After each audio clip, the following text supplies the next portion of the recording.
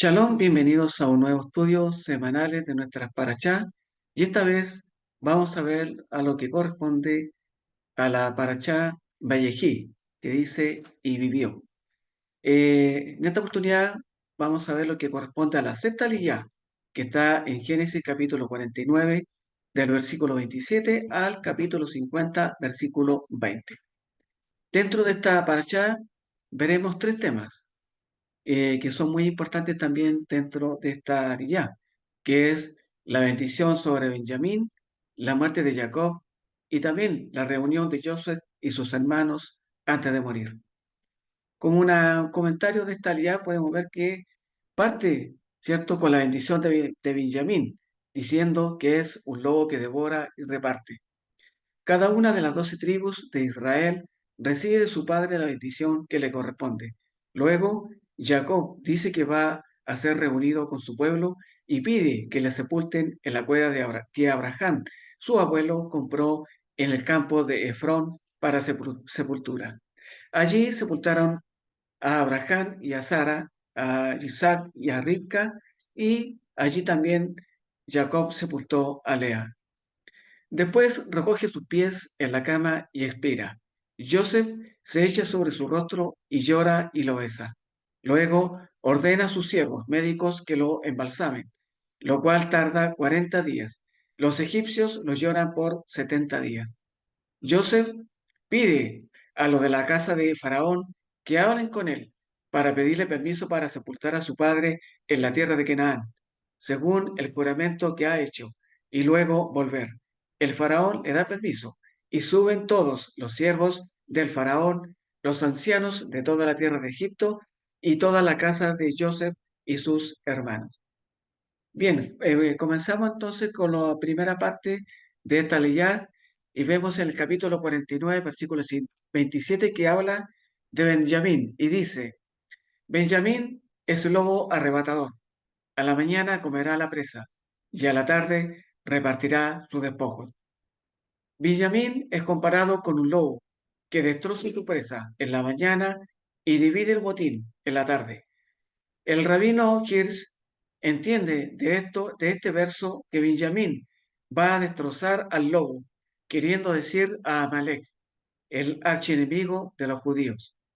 En la mañana, que se refiere al amanecer del reinado, el primer rey judío, Shaul, de la tribu de Benjamín, borró a Amalek, pero no completó la tarea, dejando que el rey Agog viviera por una noche, permitiéndole producir progenie.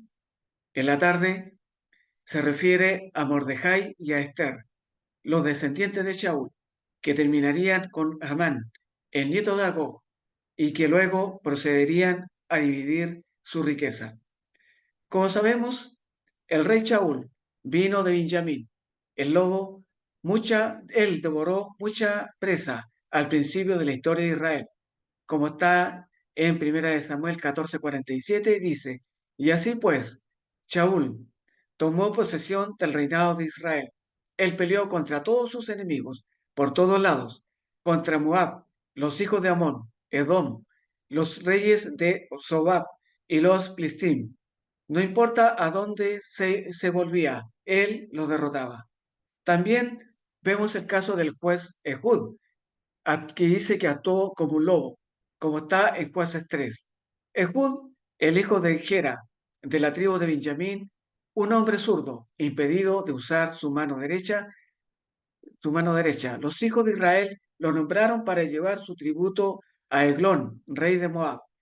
Ehud se hizo un puñal de doble filo de 18 pulgadas de largo y lo ató a su pierna derecha debajo de su manto. Entonces él se presentó y llevó tributo a Eglón, rey de Moab. Cuando él había terminado de presentar el tributo, él despachó a la gente que lo habían traído. Ehud vino a él. Este estaba sentado en la azotea. Ehud le dijo, yo tengo un mensaje de Elohim para ti. Este se levantó de su asiento.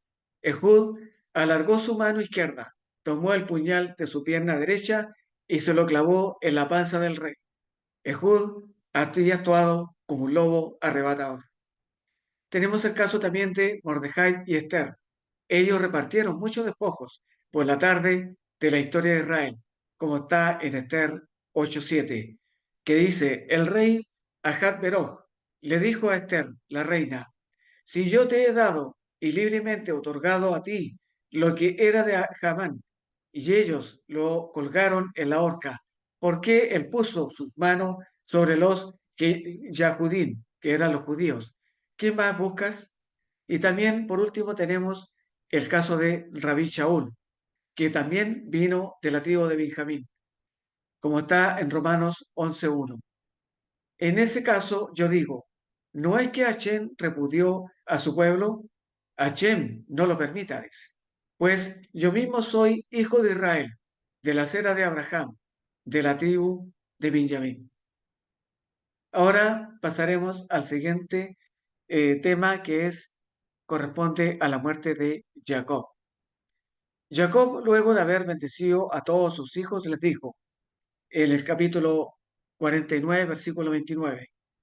Le mandó luego y les dijo, yo voy a ser reunido con mi pueblo.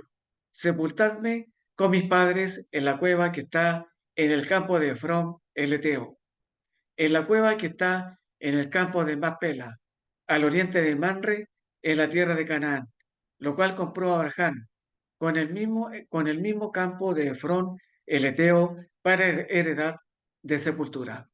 En el versículo 31 y 33 nos dice, allí sepultaron a Abraham y a Sara su mujer, allí sepultaron a Isaac y a Rebeca su mujer, allí también sepulté yo a Lea.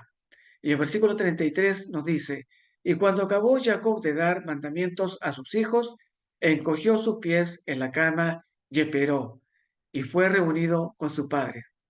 Luego Jacob bendijo a todos sus hijos, al incluirlos a todos ellos en las bendiciones específicas que él había dado a cada individuo.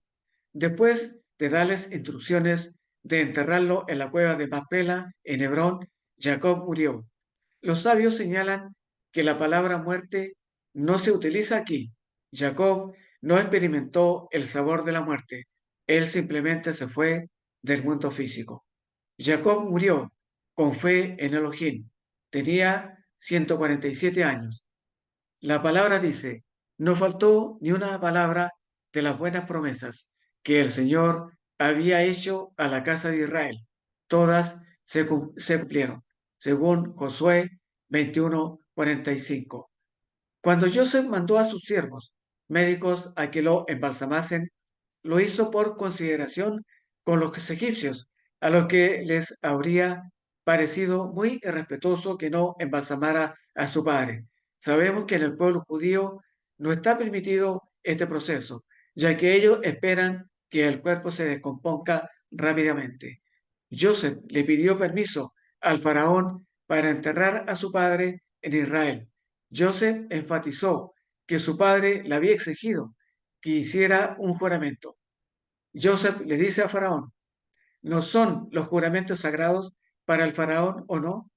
Preguntó Joseph, haciendo alusión al juramento que había hecho Joseph años antes, prometiendo no divulgar que él sabía una lengua más que el Faraón. Esto lo encontramos en la parashá Miqués. El faraón inmediatamente respondió afirmativamente, anda y entierra a tu padre tal como él te hizo jurar, según Génesis capítulo 50, versículo 6. Joseph y sus hermanos dirigieron la procesión, dejando a sus familias en Egipto, la condición del faraón para garantizar su retorno, con una tropa de jinetes y carrozas egipcias que lo acompañaban.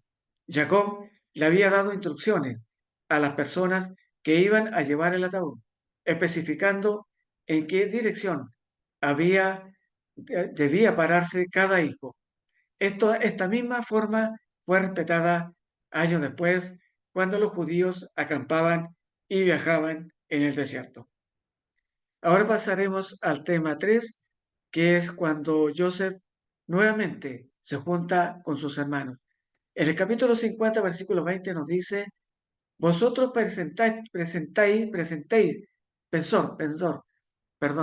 vosotros pensasteis hacer mal, pero a Hashem lo tornó en bien para que sucediera como vemos hoy y se preservara la vida de mucha gente. Cualquier cosa que nos ocurra puede ser tornada en bendición por el Eterno, como está escrito en Romanos 8:28 que dice, y sabemos que para los que aman al Eterno, todas las cosas cooperan para bien, esto es, para los que son llamados conforme a su propósito. Los que entregaron a Yeshua para ser colgado en un madero no sabían lo que estaban haciendo. Pensaron hacerle mal, pero Hashem lo tornó en bien para la salvación del mundo entero. Esto nos enseña que cualquier maldición que nos venga podrá ser transformada por el Eterno en bendición. Los hermanos de Joseph temen que él les guarde rencor pensando hacerles daño. Por eso le envía un mensaje diciendo que su padre había dicho antes de su muerte que dijeran a Joseph que perdonara a sus hermanos por haberle tratado mal. Ellos también piden perdón. Entonces Joseph llora. Los hermanos llegan y se postran ante él, diciendo que son sus siervos. Pero Joseph les pregunta si está en lugar de Hashem. Por eso les responde, como está dicho en el versículo 20. Antes de la muerte de Jacob, la Torá dice, Jacob llamó a sus hijos y dijo, reúnanse y les declararé lo que sucederá a ustedes al final de los días, cuando el pueblo judío sea redimido del galut o el exilio, según Génesis 49:1. ¿Cuál fue la intención de Jacob al decirles reúnanse?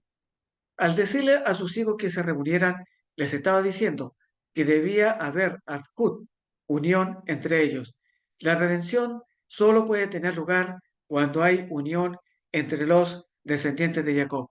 Si todavía no hay unión, entonces no llegó el momento de la redención. Con esto se puede entender que los hermanos de Joseph le dijeron después, según Génesis 50, 16, 17, respecto a que antes de fallecer Jacob pidió que si Joseph los perdonara. En ninguna parte de la Torá nos dice que Jacob le pidió a Joseph que perdonara a sus hermanos. Sin embargo, el comentario de El Silá nos dice que la respuesta la podemos encontrar en este mismo versículo, en el 49:1, cuando Jacob les dice a los hermanos, reúnanse. Jacob les estaba pidiendo a todos ellos, incluso a Joseph, que entre ellos hubiera unidad. Cuando hay amor, hay perdón. Entonces podemos ver en esta aliyá la importancia que era y el mensaje que dejó Jacob a todos sus hermanos, que después de su muerte ellos estuvieran unidos, que si existiera esa paz, esa unión, porque esa paz traería esa verdadera comunicación entre ellos, ese verdadero amor, para que el pueblo judío pudiera crecer. Y al final vemos cómo de las 12 tribus nació esta gran nación, que es el pueblo judío. Shalom, nos veremos en una próxima oportunidad.